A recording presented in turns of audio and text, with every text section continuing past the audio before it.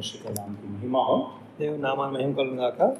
धन्यवाद करते हैं इस शाम के समय में और एक बार हम सब प्रभु की उपस्थिति में आने के लिए प्रभु ने हमारी अगुवाई की है। దేవుని స్తోత్రం చెల్లిస్తాం. తిరిగి సాయంకాల సమయం ఇలాగో ఆయన వాక్య నిమిత్తం మనం ఆలోచన చేయవచ్చుటకు सुबह के समय में हम एक स्वस्थ मसीह के बारे में कुछ बातों को सीख रहे थे।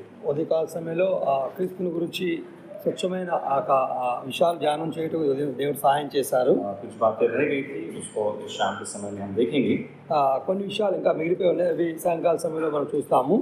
हम देख रहे थे कि एक हेल्दी क्रिश्चियन, एक जो स्वस्थ मसीह होता है, उसका जीवन कैसा होता है या उसमें कौन कौन सी बातें होती हैं। ఒక మంచి విశ్వాస జీవితం, ఒక మంచి విశ్వాస జీవితం ఎలా ఉండాలనే విషయాలు ఉదయకాల సమయంలో మనం ధ్యానించాము. उसमें हमने सबसे पहले देखा था कि वो अपने उद्धार में आनंदित होता है। మొదటిగా మనం చూసిన విషయం ఏంటంటే వారు రక్షణలో ఆనందిస్తారని చూసాము. उद्धार के विषय में परमेश्वर का वचन हमें ये बताता है, రక్షణ విషయంలో దేవుని వాక్యం మనకి ఏమి నేర్పిస్తుంది అంటే उद्धार हमारे जीवन में आनंद को उत्पन्न करता है। ఆ రక్షణ మన జీవితంలో సంతోషాన్ని ప్రజ్వలింపచేస్తుంది. एक उद्धार पाया व्यक्ति हमेशा आनंदित रहता है।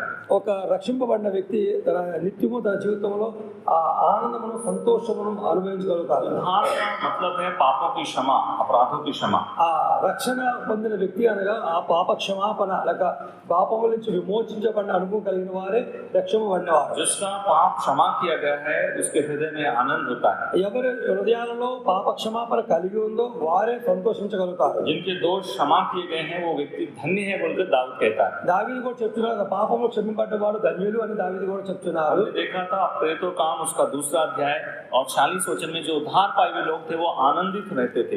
అపోస్తలుల కార్యాలు 2:40 మన ఉదయకాల సమయంలో చదువుకున్నాము.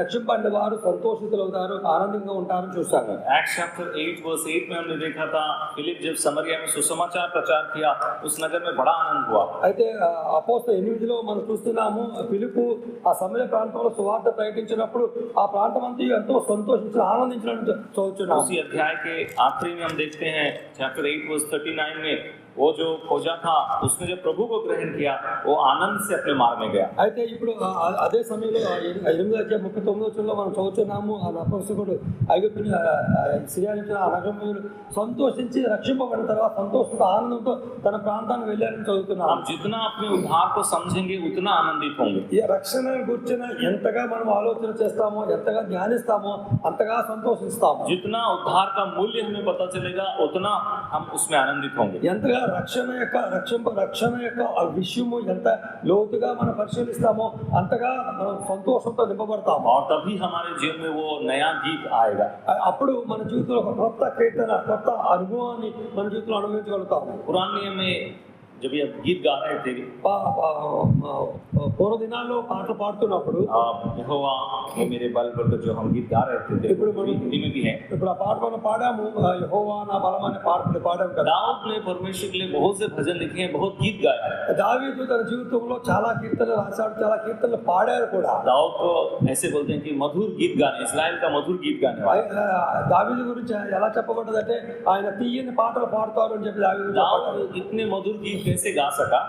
దావీదు ఎలాగ తన ఆ మధురమైన పాటలు పాడగలిగారు? उसने परमेश्वर के दिए हुए उद्धार को पूरी तरह से समझा। ఆ దేవుని యొక్క రక్షణను తన జీవితంలో అనుభవించాడు కాబట్టి ఆ అనుభవాన్ని తన పాట రూపంలో చూపించగలిగాడు. दाऊद ने परमेश्वर को बोला कि तू मेरा उद्धार है। ఆ దావీదు చెప్పారు, దేవుని చూచు అన్నారు, నీవు నా రక్షణ శృంగము అన్నారు. इसलिए जितना हम उद्धार को समझेंगे उतना आनंदित होकर प्रभु में बढ़ेंगे। అందువల్ల రక్షణను గురించి ఎంత అనుభవ జ్ఞానంగా ఎంత మనం లోతుకు వెళ్తామో అంతగా మనం ఆనందంతో పొంగుతాము. दूसरा हमने देखा था परमेश्वर के वचन को प्रेम करते हुए वचन में बढ़ना। అయితే రెండోదిగా మనం చూస్తాము, వాక్యం ఎంతగా ప్రేమిస్తామో వాక్యంలో అంతగా ఎదుగుతాము. या enjoying and growing in the word of the Lord, परमेश्वर के वचन में आनंदित और परमेश्वर के वचन में बढ़ना। అయితే దేవుని వాక్యం చదవడం ద్వారా, ఆనందంతో చదవడం ద్వారా, దేవుని వాక్యం చదవడం ద్వారా మనం ఎదుగుతామని చూస్తున్నాము. एक हेल्दी क्रिश्चियन, एक आरोग्य मसीह वचन से बहुत प्रेम करता है। एक ఆరోగ్యవంతమైన క్రైస్తవ జీవితం జీవించాలంటే వాక్యాన్ని ఎక్కువగా ప్రేమించాలి. वचन से प्रेम करके वचन के समर्पण में रहता है। ఆ వాక్యాన్ని ఎంతగా ప్రేమిస్తామో, వాక్యాన్ని ఎంతగా వాక్యానికి మనం సమర్పించుకుంటామో. सुबह भी बताया था, जैसे एक रिपीट कर रहा हूँ और कुछ नहीं है। ఉదయం కాల సమయంలో మాట్లాడే విషయాలు కొద్దిగా మళ్ళీ జ్ఞాపకం చేస్తున్నాను. परमेश्वर के वचन को समर्पण के साथ हमें परमेश्वर के पास आना है। అయితే దేవుని వాక్య సమర్పణతో అంటే ఇష్టపూర్వకంగా ఆయన దగ్గర और రావాలి. देखा था रोज हमें परमेश्वर वचन पढ़ना है डेली। ప్రతిరోజు మనం దేవుని వాక్యాన్ని చదవాలి. उसके बाद डिवोशनली हमें परमेश्वर का वचन पढ़ना है, भक्ति पूर्वक पढ़ना है। అయితే వాక్యం చదవడం ఏదో పేపర్ చదవడం చదవ కానీ దేవుని వాక్యం అని ధ్యానిస్తూ దేవుని వాక్యం భక్తి భయంతో భక్తితో చదవాలి. उसके बाद हमने देखा डिसिप्लिनली हमें परमेश्वर का वचन पढ़ना है। डिसिप्लिन मतलब एक अनुशासन के साथ। క్రమ పద్ధతిలో బైబిల్ చదవాలి, उसके వాక్యం बाद చదవాలి. डेडिकेटली हमें परमेश्वर का वचन पढ़ना है ఇష్టపూర్వకంగా మనం బైబిల్ చదవాలి. और डिलाइटली हमें परमेश्वर का वचन पढ़ना है, ये आनंद के साथ ఆ సంతోషంతో బైబిల్ చదవాలి, వాక్యం ధ్యానించాలి. और वचन को अपने जीवन में लागू करना है, उसे मानना है। ఆ వాక్యాన్ని చదువుతుండగా వాక్యాన్ని మన జీవితంలో అనుకరించాలి, వాక్యాన్ని మన జీవితంలో అన్వేషించాలి. उसके बाद तीसरा हमने देखा था प्रभु के आगमन के लिए बाट जोता है। మూడవదిగా మనం చూస్తాం ప్రభు యొక్క రాకడ కొరకు ఎదురు చూస్తూ మనం చదవాలి. एक स्वस्थ मसीह हमेशा प्रभु के आगमन के लिए अपने आप को ऊपर उठा के देखता है। ఆ యొక్క మంచి విశ్వాసి ఎప్పుడు కూడా క్రీస్తు రాకడ కొరకు ఎదురు చూస్తూ కూడా మనం ధ్యానం చేయాలి. हमेशा प्रभु के आगमन की आशा से बाट जोना। ఆ ప్రభు వస్తున్నారు, ప్రభు కోసం ఎదురు చూస్తూ నిరీక్షణతో మనం ముందుకు వెళ్ళాలి. प्रभु का आगमन निकट है बोल के हम बार बार हमें परिस्थितियां याद दिला रही हैं। వాక్యము పరిస్థితులు చుట్టూ చూస్తున్న పరిస్థితులు అన్ని కూడా చూస్తున్నాయి. ఏం చెప్తున్నవి అంటే దేవుని రాకడ సమీపం ఉంది అని చూపిస్తున్నవి. उसके बाद चौथा हमने देखा था एक पवित्र जीवन बिताना, होली लाइफ। నాలుగో చూస్తున్నాం మనం పవిత్రమైన జీవితం, ఒక పరిశుద్ధమైన జీవితం జీవించాలని చదువుతున్నాం. हमने देखा था कि हमारे बुलाहट में ही ये पवित्रता इंक्लूड है। అయితే మనల్ని పిలిచినప్పుడు, మనకు రక్షణ అనుభవం ఇచ్చినప్పుడు, మనల్ని పిలిచినప్పుడే ఆ పిలుపులోనే ఆయన కొరకు పరిశుద్ధంగా జీవించాలి అని ఆ పిలుపులో రెండు ఇమిడి ఉన్నవి. कुरिन्थियों में हम देखते हैं कि उसने हमें पवित्र किया है और पवित्र रहने के लिए बुलाया है। ఆ కొరింథీ పత్రికలో మనం చదువుతున్నాం ఆయన మిమ్మల్ని పరిశుద్ధంగా ఉండకు, పరిశుద్ధులుగా జీవించిన కొరకు ఆయన పిలిచారని చదువుతున్నాం. थेस्सलोनिक में भी हमने देखा था हमें पवित्र होने के लिए परमेश्वर ने बुलाया है। తెస్సలోనిక పత్రికలో మనం చదువుతున్నాం ఆయన పవిత్రులుగా ఉండ కొరకే, పరిశుద్ధులుగా ఉండ కొరకే ఆయన మమ్మల్ని పిలిచారు అని చదువుతున్నాం. पत्रुस में लिखा है जैसा वो पवित्र है वैसे तुम भी पवित्र बनो। పేతురు పత్రికలో రాస్తున్నారు మీరు ఆయన పరిశుద్ధులు కనుక మీరు పరిశుద్ధులు ఉండేలాగా ఆయన మమ్మల్ని ఎన్నుకున్నారని చదువుతున్నాం. इसलिए एक अच्छा मसीह हमेशा पवित्रता से प्रेम करता है। ఒక మంచి విశ్వాసి, క్రీస్తును అంగీకరించిన మంచి విశ్వాసి నిత్యము కూడా ఆ పరిశుద్ధంలో జీవించాలి. उसके बाद हमने पांचवा देखा था ఐదోగా మనం ఏం చూసామంటే हमें आत्मिक फल लाना, यानी आत्मिक फल लाता है। మనము అలాగ జీవించినట్లయితే, అలా ధ్యానించినట్లయితే, అలా ఉన్నట్లయితే మన ఆత్మీయ ఫలాలను కూడా ఫలింపజేస్తాం. बेयरिंग स्पिरिचुअल फ्रूट, आत्मिक फल एक अच्छा स्वस्थ मसीह आत्मिक फल लेकर आता है। ఒక మంచి విశ్వాసి, ఒక పరిశుద్ధుడైన విశ్వాసి, ఒక మంచి విశ్వాసి తన ఆత్మీయ ఫలాలు కూడా ఫలిస్తూ ఉంటాయి. चाहता है कि हम फल लेकर आए। దేవుడు ఆశపడుతున్నారు, ఆయన మనం ఎన్నుకున్నారు, విమోచించారు, పరిశుద్ధంగా ఆయన కొరకు జీవించారు. लूका सुसमाचार 13 अध्याय में हमने पढ़ा था कि वो जो स्वामी है वो फल ढूंढता हुआ आया। లూకాసు 13వ అధ్యాయంలో ఆ యజమానుడు వచ్చి తన ఫలాలను వెతుకుతున్నప్పుడు, ये स्वामी का अधिकार है। ఆ యొక్క యజమానుడి యొక్క అధికారం ఏమిటంటే ఆయన ఫలాలు వెతుకుతున్నారు. और क्योंकि जमीन उसकी है, భూమి అయింది, पेड़ भी उसी ने लगाया है ఆయన చెట్లు కూడా ఆయనే వేశారు, और उसके लिए पानी भी वही दे रहा है। ఆయన ఆ చెట్లకు నీరు కూడా కడుతున్నారు, सब कुछ उसी का है, దానికి ఒక తోట వాళ్ళు పెట్టి అన్ని ఆయనవే. इसलिए उसका अधिकार है कि वो हमें फल ढूंढे। ఆ భూమికి అన్ని విధాలు ఆయన సేద చేస్తున్నారు కాబట్టి ఆయన వచ్చి చూసినప్పుడు అక్కడ ఫలాలు కనిపించాలి. अगर फल नहीं आता है तो प्रभु समय भी देता है, అయితే అది ఫలించలేనప్పుడు ఆయన చూసి అన్నారు కొంత సమయాన్ని కూడా ఇచ్చారు. लेकिन अगर समय सीमा खत्म हो जाती है అయితే ఆయనకి ఇచ్చిన సమయము, ఆ చెట్లకు ఇచ్చిన సమయాన్ని అది మీరినప్పుడు तो बिना फल के ही एक विश्वासी इस संसार से जा भी सकता है। అదే విశ్వాసి యొక్క ఫలము లేని విశ్వాసి ఈ లోకం నుంచి ఎత్తబడతారు కూడా. और छठवां हमने देखा था सेवकाई करता है। ఆరోగ్యంగా మనం చూస్తున్నాం సేవా పరిచర్య. दो प्रकार की सेवकाई हमने देखा है। రెండు విధములైన పరిచర్యలు మనం చూస్తున్నాం. एक परमेश्वर की सेवकाई करना, सर्विंग द लॉर्ड, ఒకటి దేవుని పరిచర్య చేయడం చూస్తాము. दूसरा सर्विंग वन अनदर, एक दूसरे की सेवा करना। రెండవదిగా ఒకరినొకరు పరిచర్య చేసుకోవాలి. ये हमारे स्वस्थ मसीह जीवन का एक भाग है। ఇది ఒక మంచి విశ్వాసిలో ఉన్న ఒక భాగము. वो परमेश्वर की सेवा करता है, ఆయన ఆ మంచి విశ్వాసి దేవుని సేవిస్తుంటారు, దేవుని పరిచర్య చేస్తారు. अपने साथ के विश्वासी भाई बहनों की भी सेवा करता है। తద్వారా తనతో పాటు దేవునితో పరిచయంతో పాటు తన సహోదరులు కూడా వారి ఇబ్బందులు ఉన్న వారి పరిచయం చేస్తారు. उसके बाद हमने देखा था वो दूसरों को अपने से श्रेष्ठ समझता है। అయితే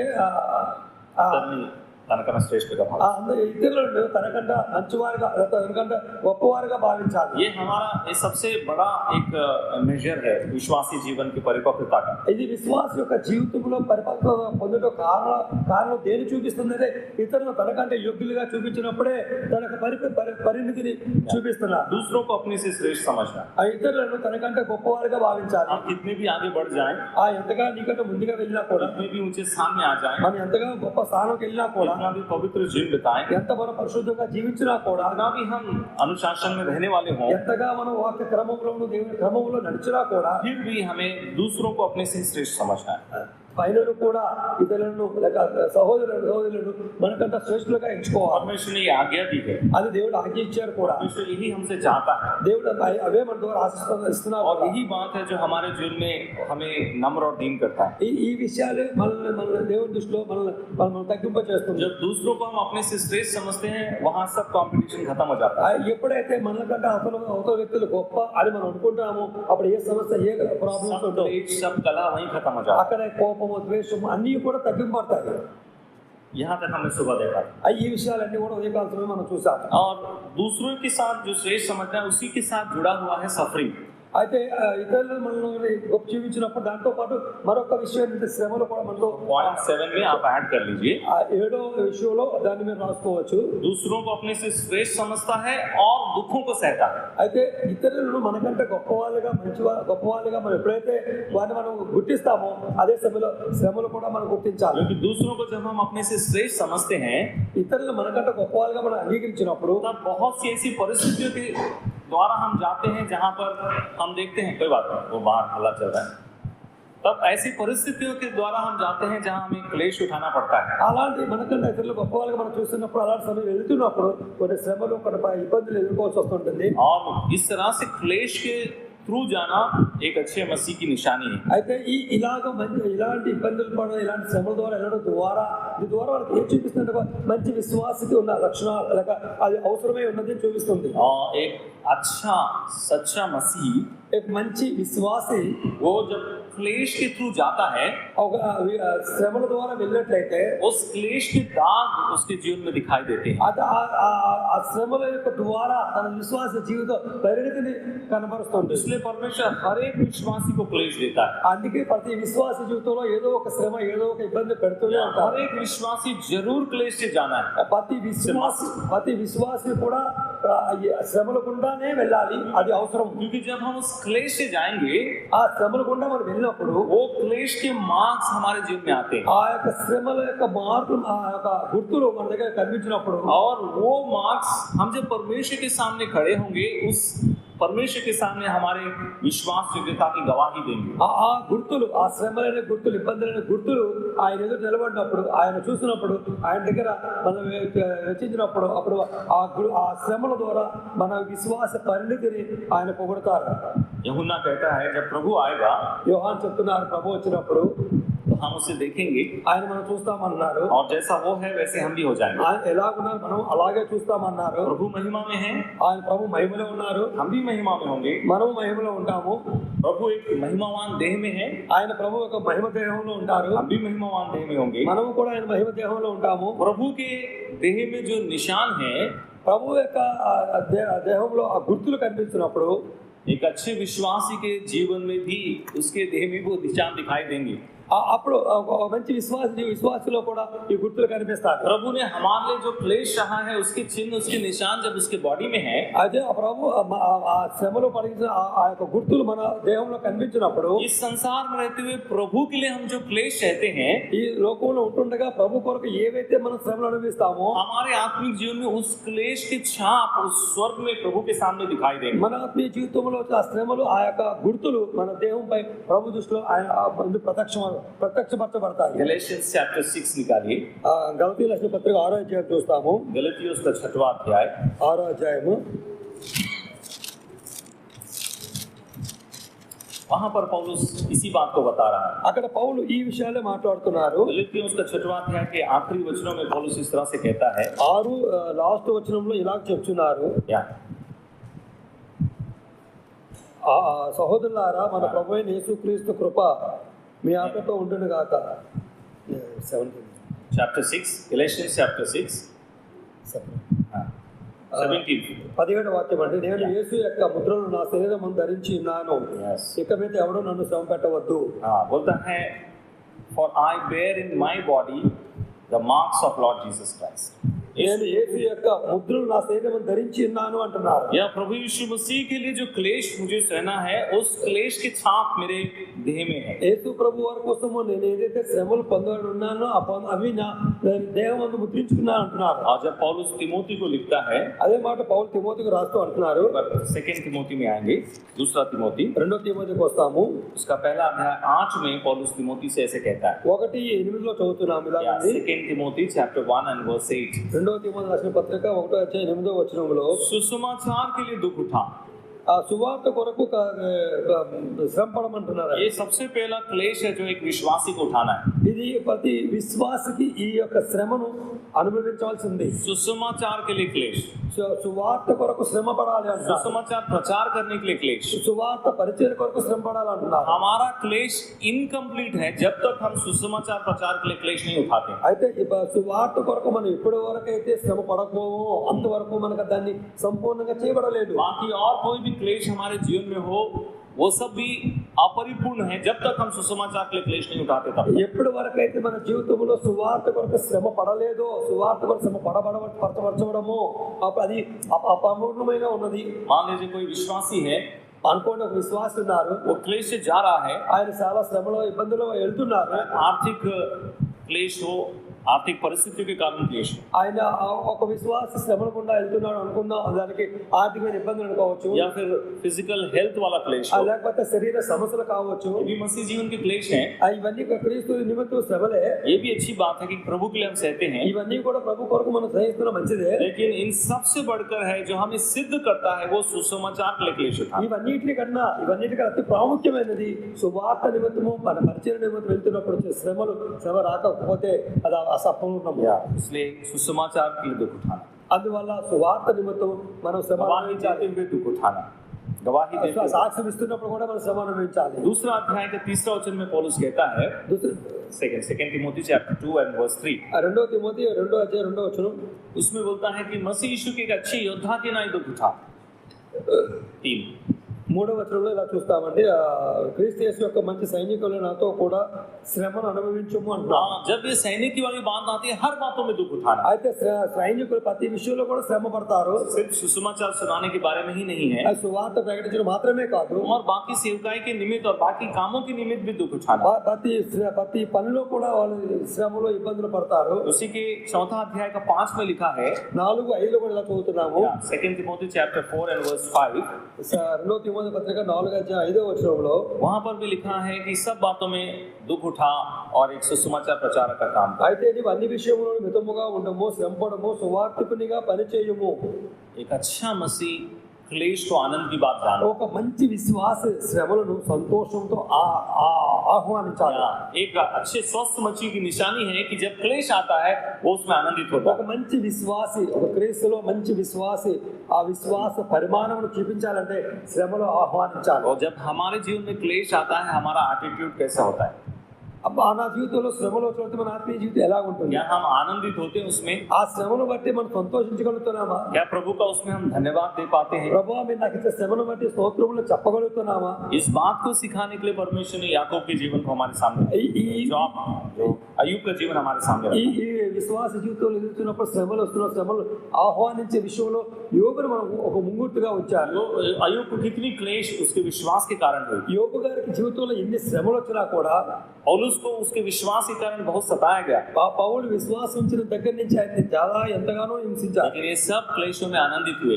అన్ని శ్రమలు బట్టి ఆ శ్రమల ద్వారా సంతోషించగలిగారు. इब्रानियों उसका 11वां अध्याय में ऐसा लिखा है, ఎబ్రాయిల పత్రిక 11వ అధ్యాయం ఇలా రాయబడ్డది, कुछ लोग तो छुटकारा भी नहीं चाहते थे, కొంతమంది ఆ యాతన వల్ల విడుదల పొందలో కూడా ఇష్టపడలేదు. उसी क्लेश को सहकर उसी में मर जाना चाहते थे. ఆ శ్రమలు పెట్టబడినప్పుడు ఆ శ్రమలోనే చనిపోవడం కూడా చాలా ఇష్టపడ్డారు. इतना उसमें आनंदित हुए. అందువల్ల ఆ శ్రమలోనే సంతోషించి ఆనందించారు. इसलिए 7वां है दूसरों को अपने से श्रेष्ठ समझना और क्लेश को उठाना. 7వ మాట మనం చూస్తున్నాము, ఇతరులు మనకంటే శ్రేష్ఠులుగా భావించాలి, తద్వారా వచ్చే శ్రమను కూడా సంపూర్ణంగా స్వీకరించాలి. 8वां हम देखते हैं 8వదిగా మనం చూస్తున్నాము सेल्फ डिसिप्लिन. మనం ఒక క్రమశిక్షణ కలిగి ఉండాలి. अनुशासन, स्वयं का अनुशासन. మనం ఒక క్రమశిక్షణ కలిగి ఉండాలి. दो प्रकार के अनुशासन मसीह जीवन में है. ఆ క్రైస్తవ జీవితంలో రెండు విధములైన క్రమశిక్షణలు ఉన్నవి. एक अनुशासन है जो सामान्य है, जनरल है. ఒక క్రమశిక్షణ అనేది సామాన్యంగా మనం మాట్లాడుకుంటాము. जो सामाजिक रीति से हम जब इकट्ठे होते हैं या कलीसिया की रीति से इकट्ठे होते हैं, उसमें अनुशासन. మనము సామాన్యంగా కలుసుకున్నప్పుడు, కూడుకున్నప్పుడు, లేక సంఘంగా కూడినప్పుడు, లేకపోతే మన సోదరుగా కూడినప్పుడు కూడా ఒక క్రమశిక్షణ ఉంటుంది. और दूसरा है एक सेल्फ डिसिप्लिन, एक खुद का अनुशासन. అయితే మనం ఇంకొకటి ఏంటంటే మన వ్యక్తిగతంగా మనం క్రమశిక్షణ పెట్టుకోవాలి. जब खुद का अनुशासन होगा, सामाजिक अनुशासन की आवश्यकता नहीं है. మన వ్యక్తిగతంగా మనం ఒక క్రమశిక్షణ పెట్టుకుంటే అది సమాజంలో ఇతరులతో మనం अपने आप आ जाए, वो अपने आप आ जाए. మనకు వస్తుంది. पहला कुरिन्थियों 9:27 पढ़ते हैं. First Corinthians chapter 9 and verse 27. మొదటి కొరింథీయుల పత్రిక 9:27 చూస్తాము. वहां पर एक सेल्फ डिसिप्लिन का एक अच्छा उदाहरण पौलुस देता है. అక్కడ మన వ్యక్తిగతంగా క్రమశిక్షణ కొరకు పౌలు గారు మంచి మాట చెప్తున్నారు. First Corinthians chapter 9 and verse 27. 9:27 वहां पर लिखा है कि मैं अपने देह को मारता कूटता और उसे अनुशासन में लाता हूं. ఇక్కడ ఆయన ఏమంటారు, నేను గాలిని కొట్టున్నట్టు నేను పోటాట్లేదు, కానీ ఒకవేళ ఇతరులకు ప్రయత్నించిన తర్వాత నేను భ్రష్టుడైపోదునేమో అని నా శరీరం నలగొట్టి దాన్ని లోపరుచుకొచ్చున్నాను అంటున్నారు. कोई भी पौलुस को नहीं बोला कि अपने आप को तो अनुशासन में रख. అయితే ఎవరు చెప్పలేదు పౌలుకి నిన్ను నువ్వు క్రమశిక్షణలో పెట్టుకోమని ఎవరు చెప్పలేదు. लेकिन पौलुस अपनी जिम्मेदारी को समझता है. పౌలు తన బాధ్యతను ఎరిగి మాట్లాడుతున్నారు. पौलुस मसीह जीवन की गंभीरता को भी समझता है. పౌలు క్రైస్తవ జీవితానికి ఉన్న గంభీరత్వమును కూడా ఆయన ఎరిగిన వాడే ఉన్నాడు. जानता है वो कितना बड़ा काम कर रहा है. ఆ పౌలుకు తెలుసు నేను ఎంత గొప్ప పని చేస్తున్నానో. जब वो बातों को सिखा रहा है, ఈ మాటలన్నీ నేర్పిస్తున్నప్పుడు, दूसरों को जब वो प्रचार कर रहा है, ఇతరులకు వార్త ప్రకటిస్తున్నప్పుడు, जब वो दूसरों के सामने रह रहा है, ఇతరుల సమక్షంలో ఉన్నప్పుడు वो बोलता है दूसरों को बताकर मैं खुद भ्रष्ट ना हो जाऊं, इसलिए मैं ही अपने आप को कूटता और पीसता. ఇతరులకు ప్రకటించి ఒకవేళ నేను గర్వించనేమో, గర్వాదునైపోతానేమో, భ్రష్టుడైపోతానేమో, అందువల్ల నేను నెలకొట్టుకుంటున్నాను అంటున్నాడు. This is 1 Corinthians chapter 9 verse 27. ఇది మన మొదటి కొరింథీయుల పత్రిక 9:27 వచనంలో రాయబడ్డది. लेकिन दूसरा कुरिन्थियों 12 में क्या कहता है? రెండో కొరింథీ 12లో ఏం చెప్తున్నారంటే, परमेश्वर ने मुझे हम्बल करने के लिए मेरे देह में एक कांटा रखा है. ఆ దేవుడు నన్ను తగ్గించిన కొరకు దేవుడు నాలో ఒక ముళ్ళు ఉంచారు అని చెప్పాడు. Discipline from the Lord. ఆ క్రమశిక్షణ ప్రభు ద్వారా నేర్చుకోవాలని. बोला ना, मेरे देह में परमेश्वर ने मुझे मारने के लिए, मुझे कूटने के लिए एक शैतान के दूत को रखा है. సాతాను యొక్క దూతగా ఆయన నన్ను అనగొట్టకు, నన్ను అణిచివేయటకు, లేక నన్ను కంట్రోల్లో పెట్టే కొరకు ఆయన సాతాను యొక్క దూతగా ఒక ముళ్ళుగా నాలో ఉంచారన్నారు. डिसिप्लिन है ना. ఈ రెండు వైపుల నుంచి కూడా క్రమశిక్షణ నేర్చుకున్నాడు. खुद ही अपने आप को मार रहा है, कूट रहा है और अपने आप को नियंत्रण में ला रहा है. నేను గర్వించుకుంటా, నేను భ్రష్టుడైపోకున్నట్లు తను తాను అనగొట్టుకున్నాడు, తను తాను కంట్రోల్ చేసుకున్నాడు, తను తాను ఆధీనపరుచుకున్నాడు. दूसरा, परमेश्वर का हाथ भी वो अलाउ कर रहा है. అయితే దేవుడు శిక్షించిన కూడా దేవుడు కూడా అవకాశం ఇస్తున్నాడు. A healthy Christian is one who loves discipline. ఇది ఒక మంచి విశ్వాసి ఆ యొక్క శ్రమ లేక క్రమశిక్షణను ఎలాగ నేర్చుకోవాలో जो చూపిస్తున్నాడు. अपने आप को अनुशासन के नीचे लेकर आता है. తన తాను ఆ క్రమశిక్షణలో తెచ్చుకుంటున్నాడు. अपने देह को मारना कूटना मतलब अपने शरीर को नियंत्रण में रखना. అయితే తన దేహమును ఒక నల్లగొట్టకు ఇష్టపడుతున్నాడని అర్థం అంటే తన శరీరం, తన దేహమును ఆధీనంలో ఉంచుకుంటున్నాడు. कहता है मैं दूसरों को बता रहा हूँ, నేను ఇతరులకు చెప్తున్నాను, दूसरे लोग मुझे देख रहे हैं, వారు నన్ను చూస్తున్నారు, इसलिए उनको बताकर मैं खुद भ्रष्ट ना हो जाऊं. వారికి నేర్పించి వారు చూస్తున్నప్పుడు నేను గర్వించుకోకున్నట్లు. ये दूसरे हमें ऑब्जर्व कर रहे हैं, वो कॉन्शियसनेस चाहिए. అయితే ఈ పౌలు గమనించిన విషయం, పౌలు గమనించింది ఏంటంటే నేను ఇతరులు ప్రకటిస్తున్నాను, ఇతరులు చెప్తున్నాను, అదే సమయంలో నన్ను చూస్తున్నారనే విషయాన్ని కూడా ఆయన విచక్షణ. हम जो यहाँ खड़े होकर वचन का प्रचार करते हैं, हम जो यहाँ खड़े होकर वचन का प्रचार మనం ఇక్కడ నిలిచి ప్రకటిస్తున్నాం. भाई लोगों के साथ जब हम घुल मिलते हैं, అదే సహోదరులతో మనం కలుస్తున్నప్పుడు కూడా, हम जब आत्मिक बातें करते हैं, మన ఆత్మీయ విషయాలు ఆలోచన చేస్తున్నప్పుడు, आत्मिक बातों का प्रभाव भाइयों पर कब पड़ता है? మన ఆత్మీయ మాటలు మాట్లాడుతున్నప్పుడు మన యొక్క మాటల ప్రభావం వారి మీద ఎప్పుడు పనిచేస్తుంది అంటే, वो बातें हमारे जीवन में दिखाई देती है. ఎప్పుడైతే నేను మాట్లాడుతున్నానో, ఎప్పుడైతే నేను చేస్తున్నానో నాది వాళ్ళకి కనిపిస్తేనే అప్పుడు దాన్ని వాళ్ళ మీద ప్రభావం చూపగలుగుతాను. फिर तो काम उसका पहला अध्याय में प्रभु यीशु मसीह के बारे में बहुत अच्छी बात लिखी है. అపోస్తలుల కార్యం 1వ అధ్యాయంలో యేసు ప్రభు గురించి చెప్పబడ్డది. फिर तो काम उसका पहला अध्याय आप देखिए. అపోస్తలుల 1వ అధ్యాయము, यहाँ पहला अध्याय और उसके पहले वचन में ही लिखा है. 1వ అధ్యాయం 1వ వచనంలో वहाँ पर थियोफिला से लूक बातें करते हुए लिखता है, అక్కడ ఆయన రాస్తూ తేపిల యేసు తాను ఏర్పరచుకున్న అపోస్తలులకు పరశురాత్మ ద్వారా ఆజ్ఞాపించిన అనే మాట రాస్తున్నారు. वहाँ बोला है उसने जो किया और उसने जो सिखाया, ఆయన చేయుటకును బోధించుటకును. ఆ యేసు తాను ఏర్పరచుకున్న నెక్స్ట్ రెండవ వచనంలో తర్వాత ఆయన పరమునకు చేసుకున్న దినం వరకు ఆయన చేయుటకును బోధించుటకును ఆరంభించిన వాటి అన్నిటిని గూర్చి ఆయన ఏమి చేశారో ఏమి నేర్పించారో అని చెప్తున్నారు. తెలుగు में बहुत अच्छा है, ఆయన చేయుటకును ఆయన బోధించుటకును, उसने किया और उसको सिखाया. ఆయన ఏమి చేశారో లేదా ఏమి నేర్పించారో అని చెప్పడం రాయబడ్డది. ये दो वचनों में या ये दो शब्दों में प्रभु यीशु मसीह के 33.5 साल के जीवन को दिखाता है. ఈ రెండు మాటల్లో యేసు ప్రభు వారి యొక్క 33 సంవత్సరముల పరిచయం ఎంత కూడా చూపిస్తుంది. अगर आप बाइबल में लिखना चाहते हैं तो लिख लीजिए. మీరు ఒక బైబిల్లో రాయవచ్చు. ఆయన చేయుటకు 30 years, उसने जो किया वो 30 years है. ఆయన చేయుటకు అనే పదాన్ని 30 సంవత్సరములు అని చెప్పబడ్డది. और उसने जो किया है वो 3.5 years, उसने जो प्रचार किया है. ఆయన ఏమి చేశారో ఆయన చేసే పరిచర్య 3.5 సంవత్సరాలు చెప్పాలి. ఆయన చేయుటకు 30 సంవత్సరాలు, ఆయన బోధించుటకు 3.5 సంవత్సరాలు. 33 years of his life is over in these two words. ఈ రెండు మాటల్లో ఆయన 33 సంవత్సరాల జీవితం గడిచిపోయింది. हम देखते हैं उसने जो किया वो उसके फर्स्ट 30 years को दिखाता है. ఆయన చేశారు దాని 30 సంవత్సరాలు చూపిస్తున్నారు. और उसने जो बताया या प्रचार किया वो 3.5 year दिखाता है. ఆయన 3.5 సంవత్సరాలు పరిచర్య చేశారు అని చెప్పబడ్డది. ఆయన ప్రచారం చేశారు అని చెప్పబడుతుంది. अगर ऐसा हम सोचेंगे, ఇలా అనుకున్నట్లయితే प्रभु यीशु मसीह ने ज्यादा किया या ज्यादा बताया? ఈ మాట చూసినట్లయితే ఎక్కువ ఆయన చేశారా ఎక్కువ చెప్పారా? ज्यादा उसने बताया या ज्यादा उसने किया? ఆయన ఎక్కువ చేశారా లేక ఎక్కువ చెప్పారా? हम देखते हैं ज्यादा उसने किया. ఆయన ఎక్కువ చేశారు. एक पेज आप नीचे निकालिए, वहीं जॉन्स गॉस्पेल चैप्टर 21, యోహాను సువార్త 21వ అధ్యాయము उसका आखिरी वचन आप देखिए.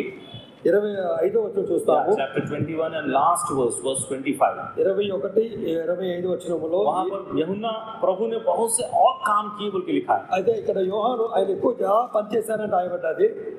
यूहन्ना ऐसे नहीं लिखता प्रभु ने और बहुत सी बातें कही जो इस किताब में नहीं लिखी, ऐसा नहीं लिखा है. ఆయన చాలా అన్నారు, ఎందులో రాయబడలేదు అనలేదు ఆయన. एक बार पढ़ेंगे उस वचन को, verse 25. ఆ మాట మనం చదువుతాం. 25వ వచనంలో యేసు చేసిన కార్యములు చేసింది ఎక్కువ, చేసిన కార్యం ఇంకను అనేకములు కలవు. వాటిలో ప్రతి దాన్ని వివరించి చేసి రాసిన ఎడల అట్లు రాయబడి ఒక గ్రంథములకు భూలోకమైన చాలా జనం ఆపుకోవచ్చున్నది. कोई भी यूहन्ना हो, मरकुस हो, कोई भी ऐसा नहीं लिखा कि प्रभु यीशु मसीह ने और भी बहुत सी बातें कही जो इस किताब में नहीं लिखी है, ऐसा नहीं लिखा है. ఆయన ఇంకా బోల్ చేశారు, ఆయన బోల్ చెప్పారు, ఇందులో రాయబడి అనలేదు. अगर ऐसा लिखता तो అలా రాయబడినట్లయితే तो हम फिर बाइबल को पूरी तरह से ट्रस्ट नहीं कर पाते. అలా అయితే బైబిల్ మొత్తం మనం బైబిల్ నమ్మే వాళ్ళు కాదేమో. ऐसा होता कि बहुत सा बातें जो प्रभु ने नहीं बोला है, जो इसमें नहीं लिखा है. అది చాలా మాటలు చెప్పలేదు, రాయబడలేదు అంటారు. बोलता है बहुत से और काम हैं जो उसने किए हैं जो इसमें नहीं लिखे. ఆయన చేసిన పనుల్లో చాలా పనులు దీంట్లో రాయబడలేదు. लेकिन प्रभु यीशु मसीह की जो उपदेश हैं, उसने जो बातें कही हैं वो इसमें लिखी हैं. అయితే ఆయన ఏవైతే బోధించారో అవన్నీ రాయబడ్డాయి. मत्ती सुसमाचार उसका 23वां अध्याय में प्रभु यीशु मसीह एक वार्निंग देते हैं. మత్తయి సువార్త 23వ అధ్యాయంలో ఆయన ఒక హెచ్చరికిస్తున్నారు. चैप्टर 23 and verse 1 and 2 पढ़ेंगे. 23:1-2 వచనములు. ये सेल्फ डिसिप्लिन के बारे में हम सीख रहे हैं. వ్యక్తిగతంగా క్రమశిక్షణ ఎలా ఉండాలి అనే విషయాలు ఆయన నేర్పిస్తున్నారు. అప్పుడు యేసు జనసమూహములతోనూ తన శిష్యులతోనూ ఇట్లను, శాస్త్రులను పరిసయ్యులను మోసే పీఠముల మీద కూర్చుండేవారు గనక వారు మీతో చెప్పు వాటన్నిటినీ అనుసరించి గైకొనడి, ఆయనను వారి క్రియల చొప్పున చేయకుడి, వారు చెప్పుదిరే కానీ कहते हैं लेकिन करते नहीं है. వారు చెప్తారు కానీ చెయ్యరు. शास्त्री फरीसी लोग और प्रभु यीशु मसीह में क्या अंतर है? శాస్త్రులు పరిసయ్యులు యేసు ప్రభువులో ఉన్న వ్యత్యాసం ఏమిటి? वो कहते हैं लेकिन करते नहीं है. వారు చెప్తారు కానీ చెయ్యరు. लेकिन प्रभु यीशु मसीह అయితే ప్రభు యేసుక్రీస్తు వారు जो उन्होंने कहा वही उसने किया. ఆయన ఏమి చెప్పారో అదే ఆయన చేశారు. और जो उसने किया वही उसने कहा. ఆయన ఏమి చెప్పారో అవే చేశారు, ఏమి చెప్పారో అవే చేశారు. पौलुस का यही डर था. పౌలు యొక్క ఈ యొక్క భయమే ఉంది कि जो मैं कह रहा हूँ अगर दूसरों को बताकर मेरे जीवन में वो नहीं है तो मैं भ्रष्ट होता हूँ. అయితే అందుకే పౌలు కూడా తన జీవితంలో భయం ఏమిటంటే నేను ఏదో చెప్తున్నాను అది నా జీవితంలో లేకపోతే అనే ఒక భయం ఉంది. ये भय हम सब में होना चाहिए. ఈ భయం అందరిలో కూడా ఉండాలి. एक सच्चा मसीह हमेशा अपने आप को अनुशासन में रखता है, ఏక నిజ క్రైస్తవుడు ఎప్పుడు కూడా తను తాను ఆధీనంలో ఉంచుకుంటాడు. अपनी स्वेच्छा से अपने आप को अनुशासन में लाना. తన ఇష్టపూర్వకంగా తను ఒక క్రమశిక్షణలో పెట్టుకుంటాడు. अगर रविवार को खड़े होकर हम प्रभु की दीनता की प्रसन्नता करते हैं, ఆదివారం లేచి మనం ప్రభు యొక్క దీనత్వం గురించి ప్రచురిస్తున్నప్పుడు वो अगर दीनता हमें नहीं है तो परमेश्वर फिर हमें वेशधारी या కపటి కహేగా. అయితే ఆ యేసు ప్రభు యొక్క దీనత్వం గురించి చెబుతూ ఆ దీనత్వం మనలో కనిపించకపోతే నేను ఒక వేషధారి ఒక కపటమైన వాడిని అవుతాను. प्रभु यीशु मसीह की सहनशीलता का अगर हम प्रशंसा करेंगे, ఆయన యొక్క ఆయన యొక్క దీర్ఘశాంతము ఆయన యొక్క నెమ్మదత్వం గురించి ఆయన చెప్పినట్లయితే वो हमें नहीं है, అది ఆయన చెప్పి అది నాలో లేకపోతే तो फिर परमेश्वर हमसे प्रसन्न नहीं होगा. అలా చేయడం ద్వారా దేవుడు నా ద్వారా ఆయన సంతోషించాడు. इसलिए अपने आप को अनुशासन में लाना बहुत जरूरी है. అందువల్ల మనల్ని క్రమశిక్షణలో పెట్టుకోవడం చాలా అవసరం. सेल्फ डिसिप्लिन, దాన్ని మనం వ్యక్తిగతంగా మన ఆధీనంలో ఉండడం అంటారు. सुबह जल्दी उठने के विषय में, ఉదయాన్నే లేచే విషయంలోను, प्रार्थना वचन में समय बिताने के विषय में, వాక్యంలోను వాక్య పఠంలోను ప్రార్థన పఠంలోను, कलीसिया की सभाओं में उपस्थित होने के विषय में, సంఘ కూడికలో వచ్చే విషయంలోను, प्रभु का धन्यवाद स्तुति करने के विषय में, ప్రభువుని స్తుతించట్లోను మహిమపరచట్లోను, प्रार्थना करने के विषय में, ప్రార్థించే విషయంలోను, सुसमाचार प्रचार करने के विषय में, సువార్త ప్రకటించే విషయంలోను, प्रभु को सुसमाचार के लिए प्रभु के लिए देने के विषय में, ప్రభు యొక్క సువార్త విషయంలోను, ప్రభు యొక్క పరిచయ విషయంలోను, ప్రభుకి ఇచ్చే విషయంలోను सेल्फ डिसिप्लिन, अपने आप को हमें खुद ही अनुशासन में रखना है. అది మన ఆధీనంలో ఉండాలి. पौलुस का ये उद्देश्य था. ఇది పౌలు యొక్క ఇదే ఉద్దేశం కలిగి पौलुस ఉన్నారు. ये नहीं चाहता था कि कोई भी उसे कुछ बताए. ఆ పౌలు ఎవరో వచ్చి మళ్ళీ ఏదో బోధించాలని పౌలు అనుకోలేదు. पौलुस कुरिन्थियों को लिखते हुए एक चैलेंज के साथ कहता है, ఆ పౌలు కొరింథీ రాస్తూ కూడా హెచ్చరిస్తూలా మాట్లాడారు. मैं नहीं चाहता कि तुम में से कोई मुझे जज करे, ऐसा लिखा है ना. అక్కడ కొరింథీలో అంటాడు, మీలో ఎవరైనా వచ్చి నన్ను ప్రశ్నించుకున్నట్లు అంటారు. पौलुस बोलता है, अगर कोई तुम में से कोई मुझे जज करे तो मेरे लिए बहुत छोटी बात है. అయితే మీలో ఎవరైనా వచ్చి నన్ను ప్రశ్నించినట్లుగా నాకు చాలా చిన్న విషయమే. इट्स ए शेम, बोलता है, ये मेरे लिए एक अपमान की बात होगी. అది నన్ను అవమానపరిచినట్లు అంటున్నారు. पौलुस आपके जीवन में ये नहीं है. अगर आपके कारण कोई पौलुस को बोले, ఎవరైనా వచ్చి పౌలు నీ జీవితంలో ఇది లేదు అన్నట్లయితే पौलुस के लिए बहुत बड़ा अपमान है. అది పౌలుకి చాలా అపమానంగా ఉంటుంది. ऐसा नहीं होने के लिए पौलुस क्या करता है, అలా ఉండకుండా ఎవరైనా వచ్చి అనకున్నట్లు పౌలు ఏం చేస్తున్నారు, जांचता है. పౌలు తను పరీక్షించుకుంటున్నాడు. बोलता है, मैं खुद अपने आप को जांचता हूं. అందువల్ల పౌలు అంటాడు, అందువల్ల నేను పరీక్షించుకుంటున్నాను అంటాడు. पौलुस का और एक अच्छा गुण है, सेल्फ डिसिप्लिन में भाग है. ఆ పౌలు యొక్క వ్యక్తిగతంగా క్రమశిక్షణ విషయంలో అదొక భాగము. अपने आप को जांचता है, తను పరీక్షించుకుంటున్నాడు, लेकिन अपने आप को सर्टिफिकेट नहीं देता. తను సర్టిఫికేట్ ఇచ్చుకోవట్లేదు. पौलुस क्या बोला, పౌలు ఏమంటున్నారు, मैं अपने आप को जांचता हूं, నన్ను నేను పరీక్షించుకుంటున్నాను, अपने आप में कोई दोष नहीं पाता, నాలో దోషం లేదని అనుకున్నాను, फिर भी मैं दोषी नहीं हूं बोल के नहीं मानता. అయినను కూడా నాలో తప్పు లేదని నేను చెప్పలేను అంటున్నాడు. प्रभु जब आएगा तब मुझे भी जांचेगा, तब मेरी प्रशंसा. అయితే ప్రభు వచ్చినప్పుడు ప్రభు పరీక్షిస్తారు, అప్పుడు నన్ను ఆయన పరీక్ష పత్రాలు ఇస్తారు सेल्फ అన్నారు. डिसिप्लिन में सबसे बड़ा भाग है अपने आप को हम जांचे, लेकिन अपने आप को सर्टिफिकेट ना दे. మనల్ని అనుశాసనలో ఉంచుకోవాలందుకొరకు మనం గొప్ప వాళ్ళు చూపించే కొరకు ప్రయత్నం చేయకూడదు. और वही हम देख रहे थे, हम दूसरों को अपने से श्रेष्ठ समझे.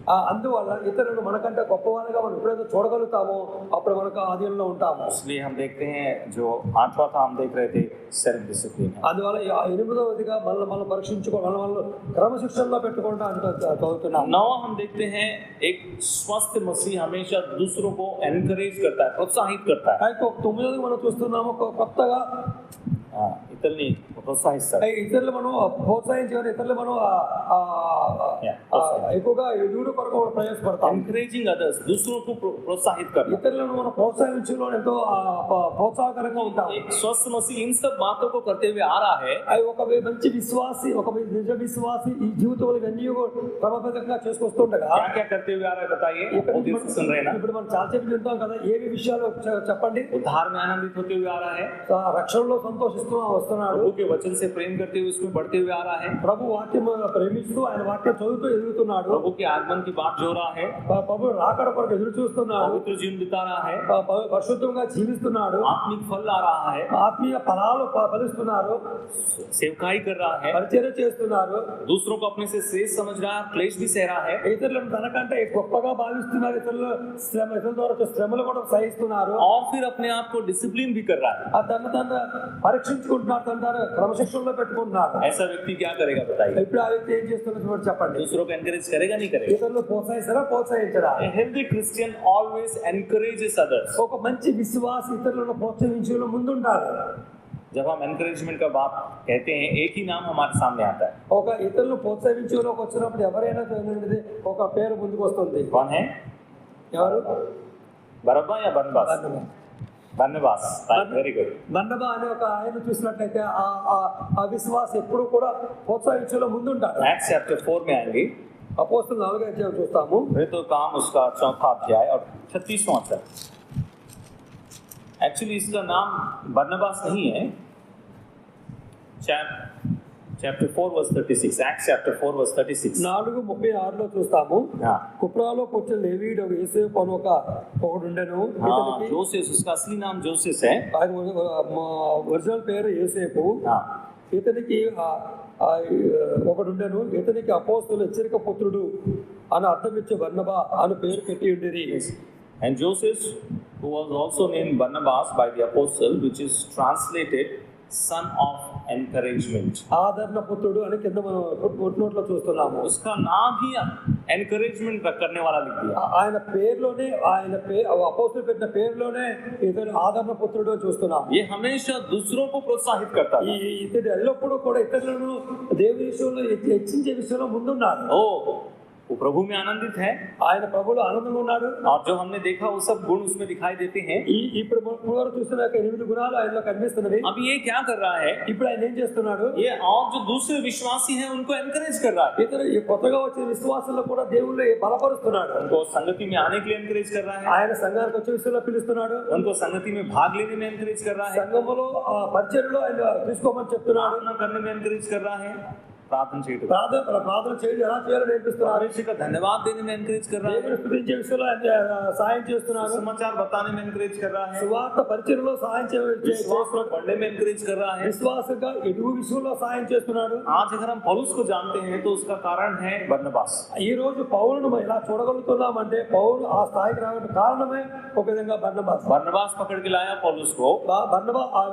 పౌలు తీసుకొచ్చి శిష్యులతో కలిపాడు. यरूशलेम की कलीसिया के सामने उसने उसकी हामी ली, बोला ये विश्वासी है, इसको हम अपने साथ मिलाएंगे। పౌలుని చూసి అపోస్తలులు సంఘం అంతా వారిని భయపడినప్పుడు ఈయన తీసుకొచ్చి ఇతడు విశ్వాసి, ఇతనికి బదులు నేను హామీ ఉన్నాను అని చెప్పి సంఘంలో ఆయన కలిపాడు. पौलुस के साथ वो सुसमाचार प्रचार में रहा। పౌలుతో పాటు సువార్త దండయాత్రలో ఉన్నాడు. खुद भी वो दूसरों को बहुत प्रोत्साहित कर सकता है। ఇతరులు అనేకుల కొరకు ప్రోత్సాహకరంగా ఉన్నాడు. वो खुद भी वचन बता सकता है। ఆయన వాక్యం చెప్పే అనుభవం కలిగి ఉన్నాడు. फिर भी अपने से आगे पौलुस को रखा कि पौलुस जा और वचन बता। అయితే ఇద్దరు ఎక్కడికి వెళ్ళినా కలిసి వెళ్ళినప్పుడు కూడా ఆయన కొద్ద కూర్చొని పౌలు పురుకొల్పి మాట్లాడమని సాయం చెప్పాడు. सन ऑफ एनकरेजमेंट, प्रोत्साहित करने वाले लोग की आवश्यकता है। ఇక్కడ మనం ఇతరులను ప్రోత్సహించే ఆదరణ పుత్రులు కావాలి. फिर तो काम उसका 11वां अध्याय, అపోస్తలుల 11వ అధ్యాయము उसका 23 वचन में देखिए 23వ చూస్తామండి. बरनबास के एनकरेजमेंट को हम देखते हैं। 11:23 या फिर तो काम 11 का 23। అతడు వచ్చి దేవుని కృపను చూచి సంతోషించుచు ప్రభువుని స్థిర హృదయముతో హత్తుకొనవలని అందరిని హెచ్చరించెను. He was glad and encouraged them that all with pure purpose of heart they should continue with the Lord. Encourage them, उनको प्रोत्साहित किया। పూర్ణ హృదయంతో ప్రభువును హత్తుకొనవలని అందరిని హెచ్చరించి ఆదరించడం చూస్తున్నాము. हम क्या एक दूसरे को इस तरह से प्रोत्साहित करते हैं? మనం ఇతరులు ఇలా మనం ప్రోత్సహిస్తున్నామా? संगति में आने के लिए, సంఘాన్ని పిలుచుటలో, प्रभु का धन्यवाद करने के लिए, ప్రభువును స్తుతించుటలో, वचन को पढ़ने के लिए, వాక్యం చదువుటలో, और प्रभु में बढ़ने के लिए, ప్రభువులో ఎదుగుట కొరకు, प्रभु में स्थिर रहने के लिए। ప్రభువులో స్థిరముగా నిలబడట కొరకు क्या हमारे मुंह से ऐसे एनकरेजमेंट के वचन निकलते हैं? అయితే మన నోటి నుంచి ఒక ఇతరులను ప్రోత్సాహపరిచే మాటలు మనలో వస్తున్నాయా? उन सबसे भी बढ़कर है, ఇవన్నిటికన్నా ప్రాముఖ్యమైనది आजकल के दिनों में बोलना बहुत आसान है, చెప్పడం చాలా ఈజీ. लेकिन उन सबके सबसे भी बढ़कर वो एनकरेजमेंट हमारे जीवन के द्वारा दिखाई देना। అయితే ఇవన్నీ చెప్పడం అంత సులువే కానీ ఇవన్నిటి ద్వారా మన జీవితం ద్వారా ఇతరులకు మనం చూపించాలి. हमारे जीवन के द्वारा ही लोगों को वो एनकरेजमेंट मिलना। మనం చూస్తున్నప్పుడు ఒక రకమైన ఉత్సాహం రావాలి. बरनबास केवल बोलकर एनकरेज करता था उतना नहीं है, బర్నబా గారు చెప్పడం మాత్రమే అంత మాత్రమే కాదు కానీ जीवन भी वैसा ही था। బర్నబా జీవితం చూస్తున్నప్పుడు ఇతరులకు ఆదరణకరంగా ఉన్నాడు. बरनबा को देखते ही एनकरेज मिलता है। బర్నబా చూస్తుండగానే వారికి ఆదరణ వస్తుంది. बरनबा का नाम नाम सुनते ही एनकरेजमेंट आता బర్నబా అనే పేరు వినగానే ఈ ఆదరణ పొందుడు అని है। में बर्नबा का नाम बताए जाने से एक आत्मिक आनंद आ जाता है। అయితే బర్నబా అనే యొక్క పేరు వినబడగానే బర్నబా వస్తుంటే వినగానే ఆ సంఘమంతులు కూడా ఎంతో ఆనందంతో ఉత్సాహిస్తుంది। क्या आप और मैं बर्नबा के जैसे हैं? అదే మీరు నేను అలా బర్నబా వలె ఉన్నామా? हम ऐसे प्रोत्साहित करते हैं? మనం అలా ప్రోత్సహిస్తున్నామా? हमारा नाम जब बताया जाता है तो लोगों के मन में एक प्रोत्साहन आता है। అయితే మన పేరు చెప్తున్నప్పుడు ఆ పేరు వినగానే ఇతడు సహాయం చేసేవాడు అని లేకపోతే బలపరిచేవాడు అని అంటున్నారా? दूसरे जब हमें देखते हैं तो उनको क्या एक आत्मिक एनकरेजमेंट मिलता है? ఇతరులు మనల్ని చూస్తున్నప్పుడు మన ద్వారా ఆత్మీయ ఎదుగుదల అలాగే అనిపిస్తుందా? ओ हम देखते हैं एक अच्छा मसीह, एक स्वस्थ मसीह हमेशा दूसरे को प्रोत्साहित करता है। తొమ్మిదవగా మనం చూస్తున్నాము ఒక మంచి విశ్వాసి, ఒక నిజ విశ్వాసి తన జీవితం ద్వారా, తన ప్రవర్తన ద్వారా, తన ఆలోచన ద్వారా ఇతరులను ప్రోత్సహించగా ఉండాలి। ये लोग हमारे बारे में ये गवाही देने पाए, చాలా మంది ఇలా చూడగానే మన గురించి ఇలా సాక్ష్యం చెప్తున్నారా? आपके द्वारा हमें ये प्रोत्साहन मिला। మీ ద్వారానే మీరు ఇలా బలపరచబడ్డామని చెప్పారా? या ज्यादा बोलने की जरूरत नहीं है, करके दिखाने से अच्छा है। అలా చెప్పడం కాదు, చెప్పాలి అని కాదు, కానీ అలా మనం చూపించగలిగితే ధన్యులం। और आखिरी पॉइंट हम देख के बंद कर देंगे। 10వదిగా మనం చూసి इस ముగించుకుంటాము। लिस्ट में मैंने इसको आखिरी में रखा है అందువల్ల ఇది చివరిలో పెట్టాము। और वो है प्रार्थना। అదే ప్రార్థన। स्वस्थ मसीह हमेशा प्रार्थना में समय बिताता है। ఒక మంచి విశ్వాసి నిత్యము ప్రార్థనలో సాగుతాడు। प्रार्थना में हमारा जो जीवन है वही हमारी गवाही देता है कि हम कैसे मसीह हैं। మన ప్రార్థన ద్వారానే మన ఎలాంటి ఎంత విశ్వాసం ఉన్నామన్నది ప్రార్థన ద్వారానే సాక్ష్యం ఇస్తుంది। प्रार्थना में ही हम ये सब बनाए जाते हैं। ఈ ప్రార్థన ద్వారానే ఇవన్నీ కూడా మిళితమవుతాయి। जो 9 पॉइंट्स अब तक हमने देखे हैं ఇప్పటి వరకు మనం ఒక 9 విషయాలు మనం చూసాము। वो प्रार्थना में हमारे अंदर उत्पन्न होते हैं। అయితే ఈ 9 విషయాలు మనలో ఉత్పన్నం అవ్వాలి అంటే ప్రార్థన ద్వారానే ఇవన్నీ प्रार्थना के द्वारा ही हम वो बनते हैं जो परमेश्वर चाहता है हमें बनना। అయితే ఇవన్నీ కూడా కలిగి ఉండాలి అంటే ప్రార్థన ద్వారానే ఇవన్నీ మనలో వస్తాయి। इसीलिए हम देखते हैं जब प्रेरितों की शिक्षा दी जा रही थी, అందువల్ల అపోస్తలుల బోధ యందును చూస్తున్నాము, उसमें प्रार्थना भी इंक्लूड किया गया। వారు అపోస్తలుల బోధలో ఈ ప్రార్థన అంశాన్ని కూడా జతపరిచారు। ये प्रेरितों की शिक्षा इनके हृदयों में काम करना है तो प्रार्थना की आवश्यकता है। అపోస్తలుల బోధ వారి హృదయాలు పని చేయాలి అంటే దాంతో పాటు ప్రార్థన కూడా మిళితమై ఉంది। इसलिए प्रार्थना में वो लगातार रहते थे। ప్రార్థనలో ఎడతెగక ఉండాలి। एक विश्वासी हमेशा ये कहता है, ఒక విశ్వాసి ఇలాగా ఎప్పుడు చెప్తుండాలి। देखिए प्रेरितों का 6:4 6:4 అపోస్తలుల కార్యాలు 6:4 చూస్తామండి। प्रेरितों का 6वां अध्याय का 4वां वचन। 6:4 వచనము, అయితే మేము ప్రార్థన యందును వాక్య పరిచర్య యందును ఎడతెగక ఉందమని చెప్పిరి। But we will give ourselves continually to prayer। हम हमेशा प्रार्थना में रहेंगे। ఇక్కడ చూస్తే ఎడతెగక ప్రార్థన యందు ఉండాలని చూస్తున్నాము। प्रार्थना में रहने की आशा, ప్రార్థన ఉండక ఆశపడాలి। प्रार्थना में समय बिताना ప్రార్థనలో సమయాన్ని గడపాలి। और प्रार्थना में समय बिताने के द्वारा ये जो चीजें हमारे जीवन में उत्पन्न होती है, అయితే ప్రార్థనలో సమయం గడపడం ద్వారాను ప్రార్థనలో ఎక్కువ సమయాన్ని మన దేవునితో ఆలోచన ప్రార్థన ఉండడం ద్వారా ఇవన్నీ కూడా మనలో కలుస్తాయి। एक मैकेनिकल प्रार्थना करना नहीं है, ఇక ఏదో యాత్రికంగా ఏదో అనుకో ప్రార్థన చేయడం కాదు, కానీ कुछ रिपीटेडली कुछ वर्ड्स बोल दिए हो गया, ऐसा नहीं। ఏదో నిత్యము పలికే పదాలే వాడేసి ప్రార్థన చేయడం కాదు, కానీ प्रार्थना परमेश्वर से बातें करना है। ప్రార్థన చేయడం అంటే దేవునితో మాట్లాడటమే। प्रार्थना में अपने हृदय को परमेश्वर के आगे उंडेल देना है। అయితే ప్రార్థన అంటే దేవుని సన్నిధిలో మన హృదయాన్ని కుమ్మరించడమే ప్రార్థన। अपनी निज स्थिति को परमेश्वर को बताना है। ప్రార్థన అంటే మన నిజ జీవితాన్ని ఆయనతో సంభాషించడమే। क्या आपने कभी ऐसे प्रार्थना किया है? ఎప్పుడైనా అలా ప్రార్థన చేశారా? प्रभु एक जो भाई है, ప్రభు ఈ సహోదరుడు, इसका नाम नहीं है, मैं एक भाई बोला से, అందుకే పేరు తీయక్కర్లేదు, ఈ సహోదరుడు, प्रभु इस भाई को देखने से मुझे बहुत गुस्सा आता है। ఈ సహోదరుడు చూడగా నాకు చాలా కోపం వస్తుంది। जैसे लगता है इसको पकड़ कर मारूं। ఈ పట్టుకొని కొట్టాలి, मैं क्या करूं प्रभु? నేను ఏం చేయాలి ప్రభు? ऐसे कभी प्रार्थना किया? ఎప్పుడైనా అలా ప్రార్థన చేశారా?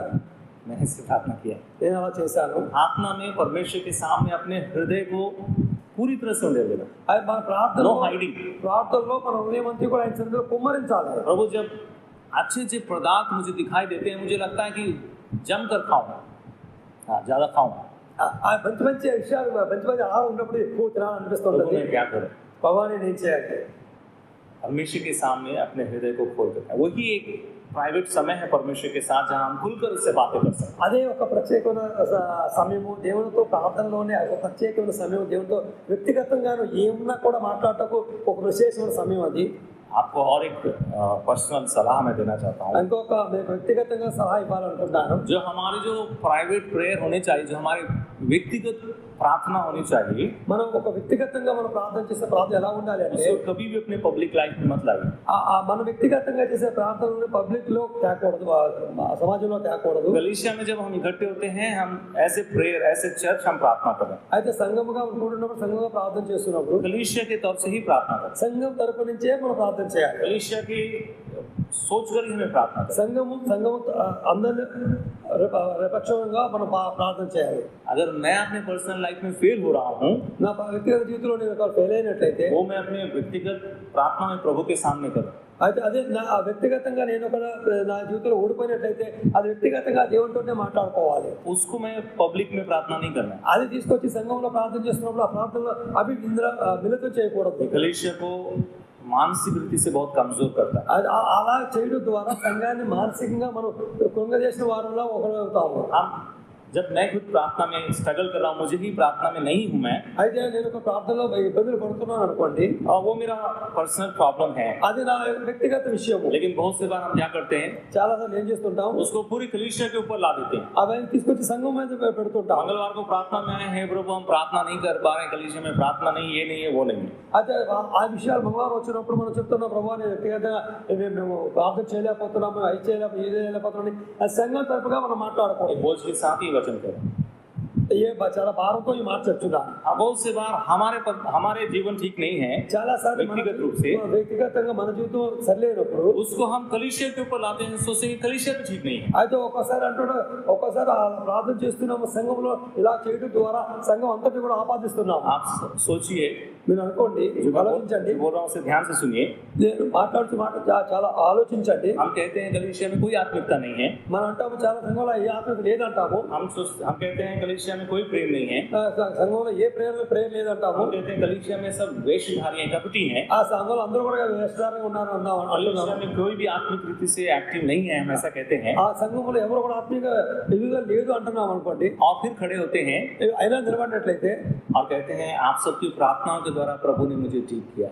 अभी आप बोलिए, మీ ప్రార్థనల पहला ద్వారా वाला सही था या दूसरा वाला सही? అప్పుడు లేచి సాక్ష్యం ఇస్తూ చెప్తూ మీ ప్రార్థన ద్వారా నేను ఇలా నిలబడ్డాను అంటున్నారు. అప్పుడు ఆ మాటకి ముందు మీరు చెప్పిన మాట కరెక్టా, వెనకాల చెప్పిన మాట కరెక్టా? कलीसिया में कोई भी आत्मिक नहीं है, तो फिर ये प्रार्थना करने वाले कौन है? అయితే సంఘంలో ఎవరు ఆత్మీయంగా స్థిరంగా లేనట్లయితే నువ్వు ప్రార్థనలో నిలబట్టకు, నువ్వు ప్రార్థనలో జీవించుటకు ఎవరు సాయం చేస్తారు? कलीसिया में सब वेशधारी हैं, सब अपवित्र जीवन बिता रहे हैं, तो ये किसकी प्रार्थना है जो प्रभु ने सुना और आपको चंगा किया? సంఘములో వేషధారణ, సంఘములో అపవిత్రంగా ఉన్నారని అనుకున్నట్లయితే ఈ ప్రార్థన బలం నీకు ఎక్కడి నుంచి వచ్చింది? हमारा व्यक्तिगत समस्या, అది మన వ్యక్తిగత సమస్య. कलीसिया में परमेश्वर अपने शेष, अपने रेमिनेंट को हमेशा एक्टिव रखता है, उसे याद रखना है। ఆ సంఘములో దేవుడు నీవు కూడా ఎప్పుడూ కూడా నిజమే స్థిరంగా ఉంచుతారు. उसी को उद्देश्य में रखकर प्रार्थना और उसी को उद्देश्य में रखकर वचन ध्यान। అయితే ఆయన ఉద్దేశించి వాక్యము, ఆయన ఉద్దేశించి ప్రార్థన ఉండాలి. नहीं है तो फिर कलीसिया बहुत मानसिक रीति से विचलित हो जाएगा। అయితే అలా కాకుండా మీ వ్యక్తిగత విషయాలు తెచ్చి సంఘంలో పెట్ట వల్ల సంఘం విచ్ఛిన్నం అయిపోతుంది.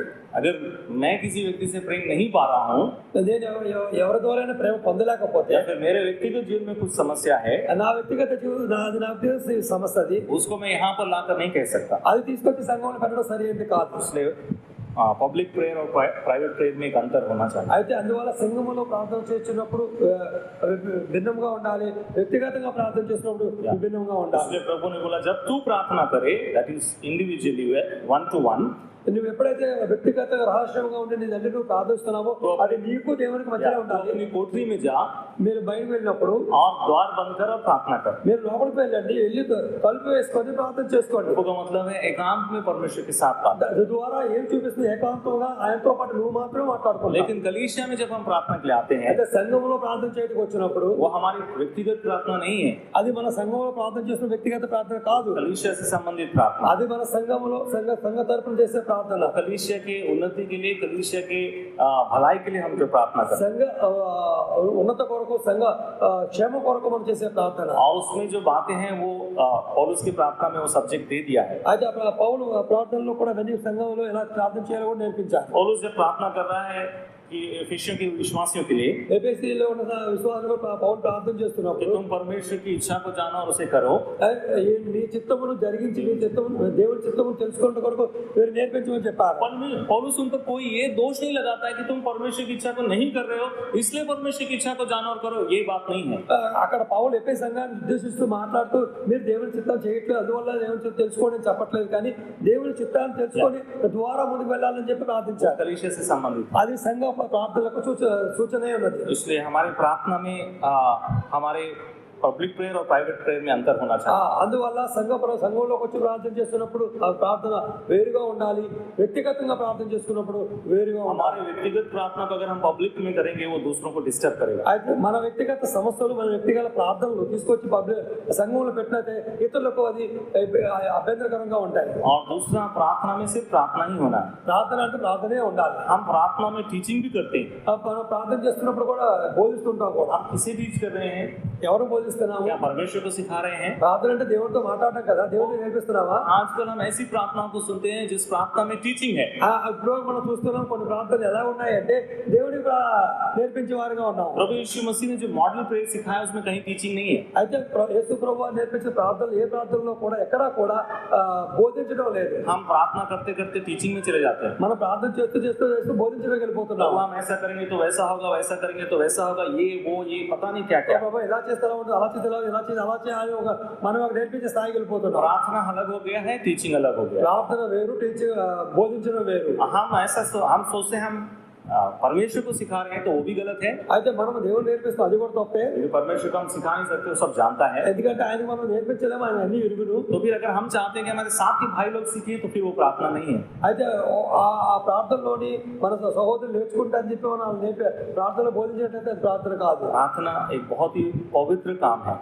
ప్రార్థన అనేది ఒక చాలా పవిత్రమైన కార్యము. उस पवित्र काम को उसी पवित्रता और उसी गंभीरता से करें। ఆ ఒక ప్రార్థన అనేది ఒక పవిత్రమైన కార్యము, పరిశుద్ధమైన కార్యం. ఆ పరిశుద్ధమైన కార్యం గొప్పగాను మనం చేయాలి. किसी को कुछ सिखाना है तो उसको डायरेक्टली जाकर सिखा दीजिए। ఎవరికైనా ఏదైనా నేర్పించాలంటే వ్యక్తిగతంగా వెళ్ళి నేర్పించండి. प्रार्थना में वो सब चीजें लाने की जरूरत नहीं है जो मुझे सुनना है। ప్రార్థనలో ఆ మాట్లాడితే ఆయన వింటారు అని చేయకండి. प्रार्थना का एक अनुशासन है। ప్రార్థన క్రమశిక్షణతో కూడినది.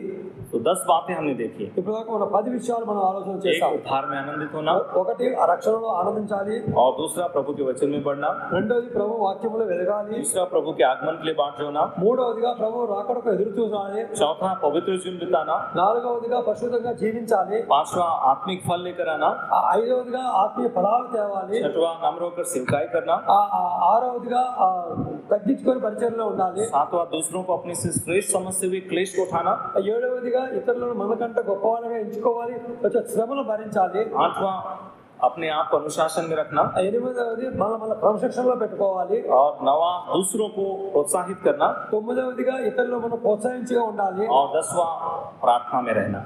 10వదిగా ప్రార్థనలో గడపాలి. हमारा आत्मिक जीवन क्या स्वस्थ है, हेल्दी होगा हमारा कैसे? మన ఆత్మీయ జీవితము సంపూర్ణంగా ఉందా లేకపోతే ఎలా ఉందో ఆలోచన अगर చేస్తాం. कहीं ऐसा नहीं है ఈ విషయాల్లో ఏ విషయాల్లో మనం తప్పోయినట్లయితే तो हमारा आत्मिक जीवन बीमार सा चल रहा है।